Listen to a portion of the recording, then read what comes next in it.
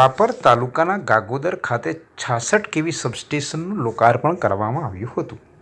જ્યોતિગ્રામ અને ખેતવાડી લાઇનો ચાલુ કરાવી ગાગોદર, કાનમેર, સાયા, ધાણીથર ગામોને સતત વીજ પુરવઠો મળી રહે તે હેતુથી નવા સબસ્ટેશનનું લોકાર્પણ ધારાસભ્ય વિરેન્દ્રસિંહ જાડેજાના હસ્તે કરવામાં આવ્યું હતું.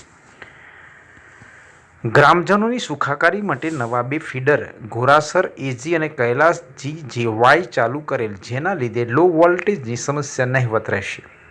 ખેતીવાડીમાં સમયસર પાવર મળતો રહેશે, જેથી ખેડૂતોને સગવડતા રહેશે. અને આ પ્રસંગે ભીમાસર PGVCLના નાયબ કાર્યપાલક ઇજનેર RK શર્મા, વિનોદભાઈ થાનકી, નશાભાઈ દયા, રામજીભાઈ સોલંકી દવા અને તેમજ ભાઈ ભરવાડ સહિતના જિલ્લા પંચાયત, તાલુકા પંચાયત અને જિલ્લા સદસ્ય પદાધિકારીઓ, સહકારી ક્ષેત્રના અગ્રણીઓ, સરપંચ, ઉપસરપંચો, સદસ્યો, ગેટકો, PGVCLના ઇજનેર અને કર્મચારીઓ, વિસ્તારના આગેવાનો પણ મોટી સંખ્યામાં ઉપસ્થિત રહ્યા હતા.